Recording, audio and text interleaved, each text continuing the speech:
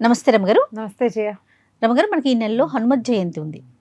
ఇది సంవత్సరానికి 2 సార్లు వింటాం కదా రమగారు హనుమత్ జయంతి. చైత్ర మాసంలో ఒకసారి, వైశాఖ బహుళ దశమి నాడు ఇంకొకసారి వింటాం. అంటే జరుపుకోవటం కూడా ప్రాంతాల వారీగా జరుపుకుంటారు. మన గురువుల్ని బట్టి మన ప్రాంతీయమైన ఆచారం, మన చుట్టుపక్కల దేవాలయాల్లో ఏం చేస్తున్నారు దాన్ని బట్టే కదా. అంటే తెలంగాణ ప్రాంతంలో చైత్రంలో చేస్తారు, ఆంధ్ర ప్రాంతంలో వైశాఖంలో చేస్తారు. మనం అక్కడ వాళ్ళం ఇక్కడ ఉన్నాం కదా, మనం ఇప్పుడు చేసుకుంటాము. అమ్మ అధికస్య అధికం ఫలం 2 సార్లు అయితే 4 సార్లు వస్తుంది, అంతే కదా, చేసుకుంటాం. ఏముంది, ఆంజనేయ స్వామికి ఎంత చేసినా తక్కువే చేయ. అవును రమగారు, ఏ కొంచెం చేసినా మన అన్ని అనుగ్రహిస్తాడు. కావలసిన రకంగా చేసుకోవచ్చు. హనుమత్ జయంతి అంటే ఇప్పుడు సాధారణ పూజ ఎక్కడైనా మన దగ్గర ఏవో 4-6 ప్రతిమలో ఫోటోలో ఏమిటో ఉంటాయి. ఆంజనేయ స్వామి ప్రతిమ ఉందనుకో, ఫోటో ఉందనుకో, ఓ 2 పువ్వులు పెట్టి కాస్త ఒకసారి అగరొత్తులు చూపించి, దీపం అందరికీ కలిపి పెట్టుకుంటాం కదా, దేవుళ్ళందరికీ కలిపి ఒక దీపము, అగరొత్తి పొగ చూపించి, శ్రీ ఆంజనేయ స్వామి తాలూకు స్తోత్రాలు ఏ హనుమాన్ చాలీసావో చదువుకుంటాము. తర్వాత రాముల వారి స్తోత్రాలు చాలా ఇష్టం ఆంజనేయ స్వామికి. అప్పుడు రాముల వారికి సంబంధించిన ఒక 3-4 స్తోత్రాలు చదువుకున్నాం. ఆంజనేయ స్వామికి ఇది ప్రత్యేకం కాబట్టి ఒక కొబ్బరికాయ కొట్టడం, కాసిన అరటిపళ్ళు నివేదన చేయటం, పానకము, వడపప్పు, కొబ్బరి, అరటిపండు, పెసరపప్పు 3 కలిపి పంచకజాయాలు అవి చేసుకుంటారు కొన్ని ప్రాంతాలు. వాటన్నిటిని నివేదన పెట్టుకోవటం. కుదిరితే ఒక ఆంజనేయ స్వామి దేవస్థానాన్ని దర్శనం చేసి ప్రదక్షిణాలు చేయటం. సింపుల్ పూజ.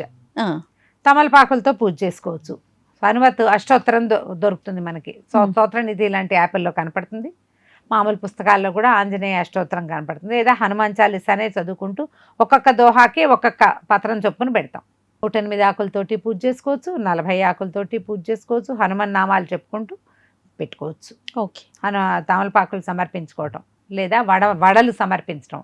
ఆంజనేయ స్వామికి అప్పాలు పోయటం ఒక పద్ధతి ఉంటుంది, అప్పాలు చేసుకోవచ్చు. ఆయనకి ప్రీతిపాత్రమైనవి ఏవైనా మనం సమర్పించుకొని పూజ చేసుకోవచ్చు. మీరు పెద్దదిగా చేయొచ్చు, గ్రాండ్గా, సింపుల్గా కూడా చేసుకోవచ్చు. ఓకే. ఒక్క హనుమాన్ చాలీసా చదువుకోండి. పిల్లలకి హనుమాన్ చాలీసా వస్తే అది చక్కగా వాళ్ళతో చదివించండి. లేదా ఆంజనేయ స్వామికి సంబంధించినవి బోల్డ్ అని చిట్టి శ్లోకాలని, మనోజవం మారుత తుల్య వేగం, జితేంద్రియం బుద్ధిమతాం వరిష్టం, వాతాత్మజం వానరయూధ ముఖ్యం, శ్రీరామదూతం శిరసా నమామి. అంతే, అయిపోయిందిగా. ఇట్లా ఎన్నున్నాయో శ్లోకాలు. దీంతో పాటు జై శ్రీరామ్ అనుకోవటం. మామూలుగా ఆంజనేయ నామధేయం తీసినప్పుడల్లా శ్రీరామనామం తీసుకోవాలి. శ్రీరామనామం ఎక్కడ చేస్తామో ఆంజనేయుడు అక్కడ ఉంటాడని ప్రతీతి. ఆయన పేరు పెట్టి పిలిస్తే రాకపోవచ్చు, రాముడిని పిలిస్తే ఆంజనేయుడు వస్తారు. పిల్లలకి అది అలవాటు చేయండి. వాళ్ళకి ఒక దన్నుగా ఉంటుంది, ధైర్యంగా ఉంటుంది. ఏదైనా భయపడినప్పుడు, అనారోగ్యంగా ఉన్నప్పుడు, ఎక్కడికైనా వెళ్ళటానికి బెదురుతున్నప్పుడు, ప్రయాణాల్లోనూ నిద్రపోయేటప్పుడు ఆంజనేయ స్మరణ అతి మంచిది.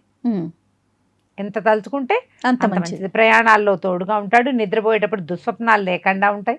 ఎందుకో రమ్మగారు, భయం అనిపించినప్పుడు ఆటోమేటిక్ గా అట్లా వచ్చేస్తుంది, చిన్న నుంచి పెద్ద దాకా మనకి అదొక అలవాటుగా ఉంటుంది. జై శ్రీరామ్ అనుకుంటాం, తర్వాత శ్రీ ఆంజనేయం అంటాం. ఆ హనుమత్ దండకం మొత్తం వచ్చినా రాయకపోయినా, ఆంజనేయ దండకం అందరికీ పూర్తిగా రాదు, అది పెద్దది కదా. అవునవును. శ్రీ ఆంజనేయం ప్రసన్నాంజనేయం వరకు వస్తుంది, అంత మాత్రమైనా చాలుగా. నేనైతే శ్రీరామే, శ్రీ ఆపద పడతారని చెప్తాం. 3 శ్లోకాలు చెప్తాను జయ, నేను ఇవాళ చెప్దాం అవి. ఈ ఆపదామపహర్తారం మామూలుగా రోజువారీ చెప్పుకుంటామా. ఆపదామపహర్తారంతో ఒక 2 శ్లోకాలు ఉన్నాయి. 2వ శ్లోకం ఆంజనేయుని యొక్క ప్రజ్ఞ, ఆయన గురించి చెప్పుకోవడం. తర్వాత సీతాదేవి ఆంజనేయ స్వామిని అక్కడికి సుందరకాండలో వాళ్ళిద్దరూ కలుసుకున్నప్పుడు అక్కడ చెప్పిన శ్లోకం సీతాదేవి చెప్పింది, అక్కడ కూడా అయి ఉండొచ్చు. తర్వాత మన వానరులందరూ మాట్లాడుకున్నప్పుడు కూడా ఇలాంటివే కొన్ని వాక్యాలు నడిచినాయి. ఈ 3 లైన్గా చదువుతాను జయ, నాకు అదొక అలవాటు. ఓకే. ఆపదామపహర్తారం చదువుకుంటామా.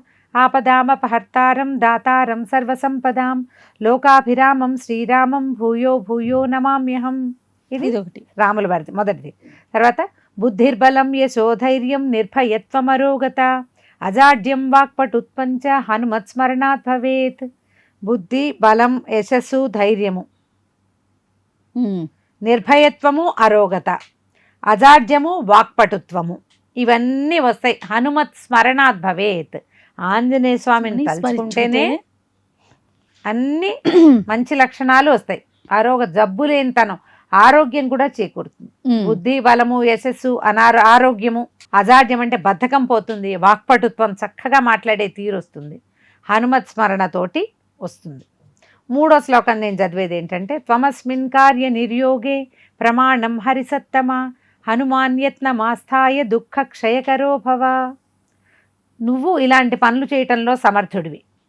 ఏ పనైనా ఇలాంటి అంటే ఎలాంటి పనైనా యత్నమాస్థాయి ప్రయత్నించి దుఃఖ క్షయకరో భవ, ఈ పని చేసి పెట్టి నాకు దుఃఖాన్ని నువ్వు పోగొట్టు. మన దగ్గర ఏ పని ఉన్నా సరే, మనకి ఏదున్నా నువ్వు అన్నీ చేసేయగలవు, నువ్వు చేయలేని పని లేదు, నా దుఃఖాన్ని నువ్వు పోగొట్టు. ఇది 3వ శ్లోకం. ఈ 3 లైను మీరు 100 సార్లు చదువుకోవచ్చు.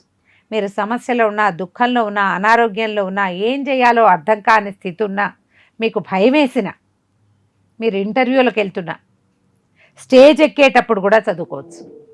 ఈ 3 లైన్ పెట్టుకోండి. మొదటిది రాముల వారిది, 2వది హనుమంతుని యొక్క ప్రజ్ఞాపాఠవాలు, 3వది హనుమని ఉద్దేశించిన వాక్యం, అది కూడా రామాయణాంతర్గతం. కాబట్టి ఈ 3 ఇలా సంపుటిగా కనుక చదువుకుంటే ఎంత బాగా పనిచేస్తాయో, బ్రహ్మాండంగా పనిచేస్తుంది. దీన్ని ఉంచుకోండి మీతోటి తప్పకుండా. చాలా సింపుల్ శ్లోకాలే కదా, చాలా సింపుల్, ఈజీగా నోటికి వచ్చేస్తాయి. ఈ హనుమత్ జయంతి రోజున ఈ 3 శ్లోకాలు మీరు నేర్చుకొని మీ పిల్లలకి నేర్పించండి తప్పకుండా. రోజువారీ పడుకునేటప్పుడు, స్కూల్కి వెళ్ళేటప్పుడు, ఎక్కడికైనా వెళ్ళేటప్పుడు పిల్లలకి అది చెప్పు, ఒకసారి ఆపద పట్టారని చెప్పు అని ఈ 3 లైన్గా చెప్పించండి. ఎగ్జామ్స్ అప్పుడు చదివించండి. అది పరీక్షలప్పుడు చదువుకోవాలి, దేవుడి దగ్గర నిలబడి చదువుకోవాలి, గుళ్ళోకి వెళ్ళాం చదువుకోవాలి.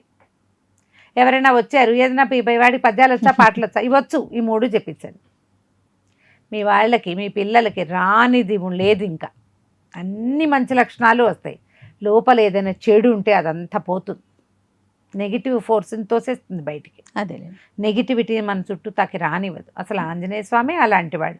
మన మెళ్ళో ఒక ఆంజనేయ స్వామి బెళ్ళేస్తాం కదా, అవును. ఈ శ్లోకాలు కూడా బెళ్ళతో సమానం.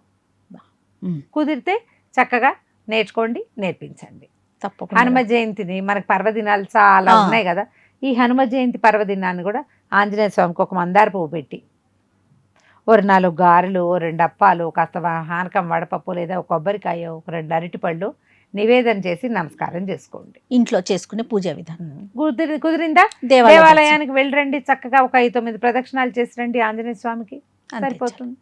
రైట్ అమ్మ గారు, నమస్తే. నమస్తే జీ.